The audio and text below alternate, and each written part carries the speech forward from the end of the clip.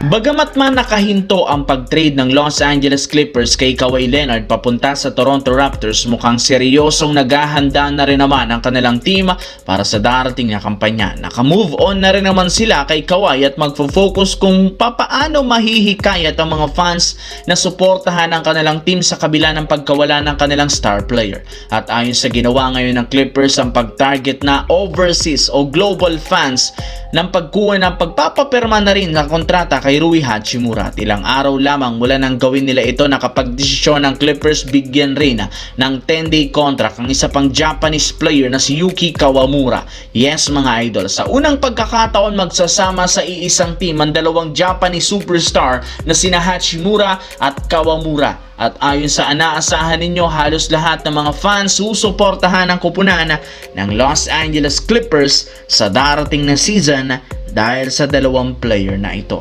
Sa kabilang banda, halos lahat ng mga fans, analysts nakatutok sa starting lineup ng Philadelphia 76ers sa pagiging star-studded nito. Halos lahat ng mga starter nag-average ng double-digit points at may kakayahang magtala ng malalaking puntos kung gugustuhin nila. Sila rin naman ang nag-iisang team sa NBA na halos lahat ng mga starter merong legit na opensa at depensa. Kaya expected na paghahandaan ito ng halos lahat ng mga teams na kanilang makakatapat.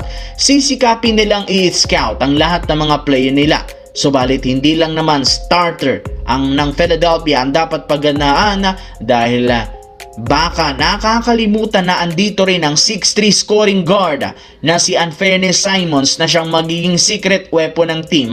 Kung inyo ngang mapapansin, halos hindi rin naman ito masyadong pinag-uusapan, pero posibleng ito ang maging difference maker sa kukuning panalo ng Philadelphia. Ito rin naman ang gagamitin nila bilang sixth man na inaasahang magbibigay instant offense at scoring off the bench. Kaya rin naman niyang mag-step up sa mga crucial moment at kung may pagkakataon, kaya nitong magtala ng malaking puntos na siyang isa sa mga dapat ring paghandaan ng ibang kupunan. Sa kabilang banda, kahit gaano katagal nang nag-uusap ang kampo ni Jalen Duren at ng front office ng Pistons, hindi pa rin sila nagkakasundo patungkol sa kanyang makukuhang bagong kontrata. Nagmamatigas pa rin si Duren at pilit niyang pinaglalaban ang kanyang kagustuhan na makakuha ng max contract. Kaya sinubukan nga ng front office na gamitin na lamang ito sa isang sign and trade deal. Ang kaso, hindi rin naman nila kayang i-pull off dahil walang ibang team sa NBA ang nagkaka-interes kunin ang kanilang big man. Kaya ito ang mismong dahilan bakit hanggang ngayon lampas isang buwan na